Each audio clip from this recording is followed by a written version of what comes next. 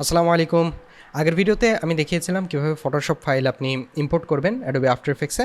So আজকের এই ভিডিওতে আমি দেখাবো কিভাবে আপনি ইলাস্ট্রেটর ফাইল ইম্পোর্ট করতে পারেন অ্যাডোবি আফটার এফেক্টসে। দুইটা মোটামুটি সিমিলার, কিছু জিনিসপত্র খেয়াল করতে হবে, যেরকম লেয়ার সিস্টেম।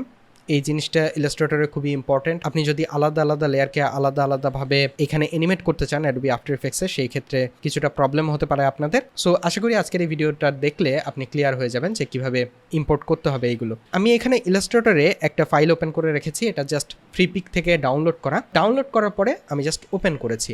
ওপেন করার পরে দেখবো যে এখানে অ্যাকচুয়ালি ইপিএস ফাইল ফরম্যাটে আছে। আমি এই ইপিএস ফাইল যদি ইম্পোর্ট করতে চাই অ্যাডোবি আফটার এফেক্টসে, আমি জাস্ট ড্র্যাগ অ্যান্ড ড্রপ করলাম। দেখবো যে কোনো ধরনের কিন্তু কোনো অপশন আসলো না যে আমি লেয়ার হিসেবে ইম্পোর্ট করব নাকি কি হিসেবে ইম্পোর্ট করব, এই জিনিসগুলো কিন্তু কিছুই আসলো না। সো প্রথমেই আমাকে যেটা করতে হবে, অ্যাডোবি ইলাস্ট্রেটর ফাইলটা সেভ অ্যাজে যাব, এটাকে একটা .ai ফাইল হিসেবে সেভ করতে হবে।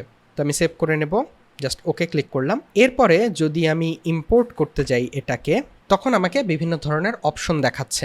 সো ফার্স্ট স্টেপ সেটা হচ্ছে ইপিএস ফাইল ফরম্যাটে থাকলে এইটাকে এআই ফাইল ফরম্যাটে নিয়ে যাওয়া, যদি আপনি বিভিন্ন লেয়ারগুলোকে এইখানে এসে ম্যানিপুলেট করতে চান। আর যদি আপনি একটা ফাইল হিসেবে জাস্ট আনতে চান পিএনজি ফাইলের মতন, যে কোনো রকম ম্যানিপুলেশনের দরকার নেই, তাহলে তো ইপিএস দিয়েই কাজ চলে যাবে। বাট আমি রেকমেন্ড করব এআই ফাইলে আগে কনভার্ট করে নেওয়া। এরপরে যে কাজটা করতে হবে, এইখানে আমি চাচ্ছিলাম যে বাটনগুলোকে বিভিন্নভাবে অ্যানিমেট করব। আর এইখানে আসলে দুইটা ফোন আমার দরকার নেই, যে কোনো একটা হলেই হবে।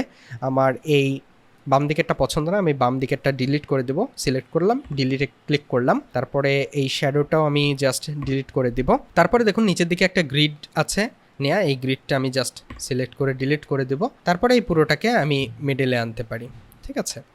আনার পরে এখন একটা জিনিস খেয়াল করি, ডান দিকে দেখব যে একটাই শুধু লেয়ার আছে এবং এই লেয়ারের মধ্যে দুইটা গ্রুপ আছে।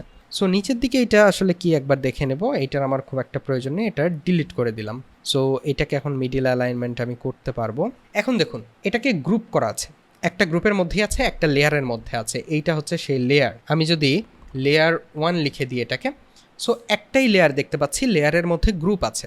সো এইটাকে যদি এখন আমি ইম্পোর্ট করি তাহলে দেখুন কি হয়। এটাকে ইম্পোর্ট করলাম ফুটেজ হিসেবে, কম্পোজিশন হিসেবে পারি। ফুটেজ হিসেবে ইম্পোর্ট করলে কি হবে আপনারা জানেন, কারণ এর আগের টিউটোরিয়ালে কিন্তু আমি দেখিয়েছি, ঠিক আছে। সো ফুটেজে আমি দেখালাম না, আমি কম্পোজিশনে ক্লিক করব। লেয়ার সাইজ, ডকুমেন্ট সাইজ, এটা নিয়েও কিন্তু আলোচনা করেছি। জাস্ট ওকে ক্লিক করলাম, ডাবল ক্লিক করলাম। এখানে দেখুন এই যে বাটনগুলো আলাদা আলাদা লেয়ারে ছিল, এগুলো কিন্তু আমি পাচ্ছি না, একটাই লেয়ার পাচ্ছি।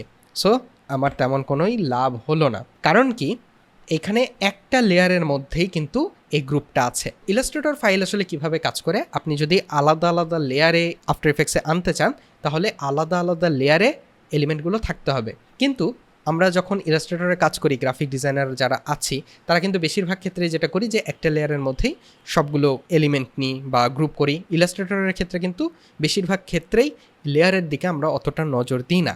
কিন্তু আপনি যদি অ্যাডোবি আফটার এফেক্টসের জন্য বা অ্যানিমেশনের জন্য একটা কাজ করেন, সেই ক্ষেত্রে অবশ্যই খেয়াল রাখবেন আলাদা আলাদা লেয়ারে এলিমেন্টগুলোকে রাখা, যে এলিমেন্টগুলো আমার পরবর্তীতে অ্যানিমেশন করার প্রয়োজন আছে। এই ক্ষেত্রে দেখুন যে আলাদা আলাদা বাটন আছে, সেই বাটনগুলোকে আলাদা আলাদাভাবে ইম্পোর্ট করার দরকার আছে আমার, কারণ আমি অ্যানিমেট করব এইগুলোকে আলাদাভাবে। সো যেটা আমাকে করতে হবে, প্রথমেই আমি সিলেক্ট করে রাইট বাটন ক্লিক করে আনগ্রুপ করে ফেলবো এটাকে।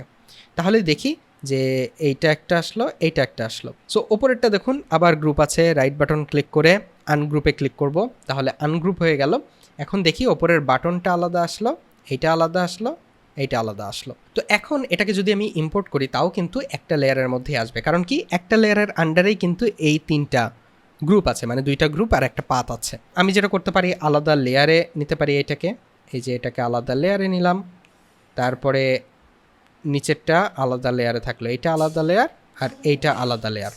সো এইটাকে যদি এখন আমি ইম্পোর্ট করি তাহলে দেখুন কি হয়। এইটা ক্লিক করলাম, কম্পোজিশনে ক্লিক করলাম, ওকে ক্লিক করলাম, ডাবল ক্লিক করলাম। দেখুন যে ব্যাকগ্রাউন্ড একটা আলাদা লেয়ারে এবং বাটনগুলো আলাদা লেয়ারে আসলো, কিন্তু আমার প্রত্যেকটা বাটন আলাদা আলাদা লেয়ারে প্রয়োজন। তাহলে সেটা আমি কিভাবে করব? এখন দেখুন এই যে গ্রুপটা আছে, এই গ্রুপটাকে আমি প্রথমত আনগ্রুপ করব। রাইট বাটন ক্লিক করব, আনগ্রুপে ক্লিক করলাম, তাহলে আনগ্রুপ হলো। এখন এই যে নিচের যে অংশটা আছে এটা দেখুন, এটাকেও কিন্তু আমার আনগ্রুপ করতে হবে। এটা সিলেক্ট করব, রাইট বাটন ক্লিক করব, আনগ্রুপে ক্লিক করব, তাহলে সব কিছু আনগ্রুপ হয়ে গেছে। এখনও যদি আমি ইম্পোর্ট করি তাও কিন্তু আসবে না, কারণ একটা লেয়ারের আন্ডারেই আছে এখনও। এখন আমি একটা কাজ করতে পারি, এইটা সিলেক্ট থাকতে হবে, ঠিক আছে, এইভাবে সিলেক্ট করা থাকলো। তারপরে এখানে হ্যামবার্গার আইকনে ক্লিক করে রিলিজ টু লেয়ার্সে ক্লিক করব। তাহলে দেখুন বাদ বাকি সবগুলো আলাদা আলাদা লেয়ার হয়ে গেল, ঠিক আছে। অটোমেটিক্যালি ইলাস্ট্রেটর আপনাকে লেয়ার হিসেবে দিল সবগুলোকে। কিন্তু এখনও যদি আমি ইম্পোর্ট করি তাও কিন্তু একটা লেয়ারের আন্ডারেই আসবে, ঠিক আছে। আপনি আলাদা আলাদা লেয়ার পাবেন না, কারণ দেখুন উপরে লেয়ার 2 লেখা আছে, এর মধ্যে লেয়ার 3, 4, 5 এভাবে লেয়ারগুলো হয়েছে। তাহলে আমাকে কি করতে হবে, সবগুলো লেয়ার সিলেক্ট করব। প্রথম লেয়ার সিলেক্ট করব, তারপরে শিফট কি প্রেস করে নিচের লেয়ার সিলেক্ট করব, ড্র্যাগ করে ওপরে আনবো। তাহলে দেখবো যে আলাদা আলাদা লেয়ারে চলে এসেছে।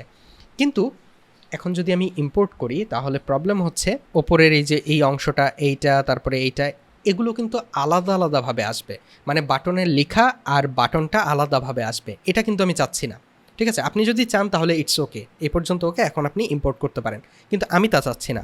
আমি কমান্ড জেড চাপবো বা কন্ট্রোল জেড চাপবো, আগের অবস্থায় আসবো। আসার পরে আমি এখানে আনগ্রুপ করব, করার পরে নিচের যে অংশটা আছে এটা লক করে দেব। দেওয়ার পরে আমি একটু জুম করব, এগুলোকে গ্রুপ করব ছোট ছোট, ঠিক আছে। এইভাবে ড্র্যাগ করব, গ্রুপ করলাম, এভাবে ড্র্যাগ করব, গ্রুপ করব, এইভাবে আমি সবগুলো এখন গ্রুপ করব। আমি এখন ফাস্ট ফরওয়ার্ড করে দিচ্ছি, কারণ এটা দেখার তেমন কিছুই নেই।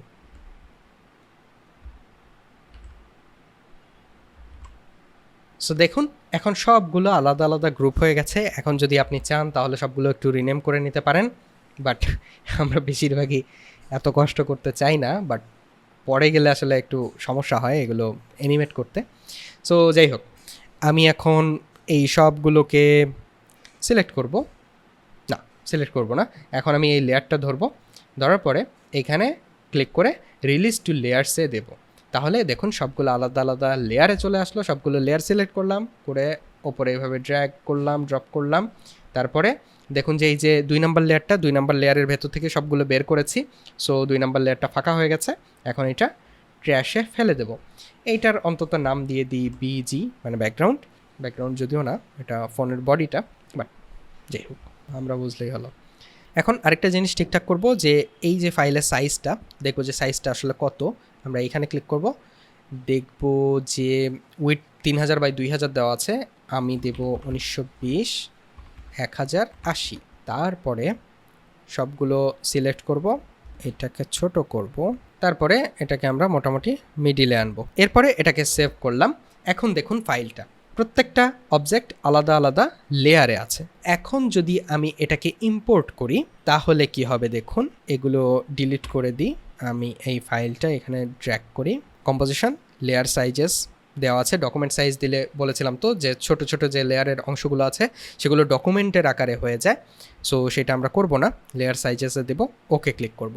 তারপরে এখানে ডাবল ক্লিক করব, দেখব যে সব আলাদা আলাদা লেয়ার হিসেবে এখানে চলে এসেছে। এখন আমি চাইলে আলাদা আলাদাভাবে এগুলোকে অ্যানিমেট করতে পারি। এখন এই যে প্রসেসটা, এটা কিন্তু অনেক সময় সাপেক্ষ।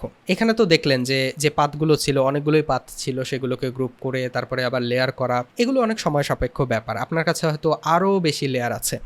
সো সেই ক্ষেত্রে আপনি কি করবেন, সেই ক্ষেত্রে ওভারলর্ড নামের একটা এক্সটেনশন আছে, সেইটা অনেক কাজে লাগে। মানে ইলাস্ট্রেটর ফাইল নিয়ে যারা আফটার এফেক্টসে কাজ করেন তাদের জন্য এই প্লাগইনটা অনেক কাজে আসবে। এটা একটা পেইড প্লাগইন। এটা কেন কাজে আসবে সেটা আমি আপনাদের একটু দেখাই। আমি এটার মেইন যে ফাইলটা আছে সেটা একটু ওপেন করি। এটা ডিলিট করে দিলাম, এইটাকেও ডিলিট করে দিই, এটাকে মোটামুটি মাঝে নিলাম। এখন আফটার এফেক্টসে এসে একটা 1920 বাই 1080 যদি কম্প নিই, ইলাস্ট্রেটরে আসলাম, এখানে দেখুন যে ওভারলর্ড লেখা আছে। এইটা আফটার এফেক্টস ওপেন থাকা অবস্থায় একটা কম্প ওপেন করে আপনি এই যে এখানে একটা বাটন আছে স্প্লিট শেপস টু লেয়ার, এটা দেয়া আছে। আমি জাস্ট পুশ সিলেকশন টু এই, এটাতে যদি ক্লিক করি দেখুন কি হয়। দেখুন শেপ লেয়ার হিসেবে ইলাস্ট্রেটর ফাইলটা এখানে চলে এসেছে। আমি চাইলে এটাকে আরও ভাগ ভাগ করে আনতে পারি। সেটা কিভাবে, আমি এখানে একটু আসি, দেখি যে 2টা অংশে এসেছে। আমি এটাকে আনগ্রুপ করে দিই, তারপরে এইটাকেও আমি আনগ্রুপ করে দিই। এটা যদি ক্লিক করি দেখুন যে আলাদাভাবে চলে আসলো। ঠিক আছে, খুব সহজ না? মানে ইলাস্ট্রেটর ফাইলের পরে যদি আপনি ডিলিটও করে দেন বা ডিলিটও হয়ে যায় তাও কিন্তু প্রবলেম নেই, কারণ শেপ লেয়ার হিসেবে সব কিছু আসছে আফটার এফেক্টসে। সো এটাকে যদি আমি আবার আনগ্রুপ করি, আনগ্রুপ করার পরে আমি যদি এইগুলোকে লক করে দিলাম, শুধু এইগুলো আনবো, ক্লিক করলাম, দেখুন সবগুলো আলাদা আলাদা লেয়ারে চলে এসেছে, শেপ লেয়ারে। এক্ষেত্রেও দেখুন কিছু জিনিস ম্যানুয়ালি করা লাগবে, এই জিনিসগুলো গ্রুপ আসলে করে রাখলে আলাদাভাবে আসতো। তো এই টিউটোরিয়ালটা আসলে ওভারলোডের ওপর না, তাছাড়া অনেক বড় হয়ে যাবে টিউটোরিয়ালটা। বুঝতেই পারছেন, যখন আপনি একটু অ্যাডভান্স লেভেলের কাজ করবেন তখন ওভারলোড দিয়ে করতে পারেন, বাট এখন যেহেতু আপনি শিখছেন, এখন কিন্তু কোনো প্লাগইন বা এক্সটেনশনের প্রয়োজন নেই। আর দেখতে পাচ্ছেন যে এক্সটেনশন প্লাগইন যতই থাকুক না কেন, কিছু কিছু কাজ আপনাকে নিজেকেই কিন্তু করে নিতে হবে। ওভারলোড থাকলেও নিজে আগে ম্যানুয়ালি করা শিখুন, ভালোভাবে করুন, তারপরে ওভারলোড ট্রাই করতে পারেন। সো আজকের এই ভিডিওটা এই পর্যন্তই। নেক্সট ভিডিওতে আপনাদের সাথে আবার দেখা হবে, কথা হবে। সে পর্যন্ত সবাই ভালো থাকবেন এবং সুস্থ থাকবেন। আল্লাহ হাফেজ।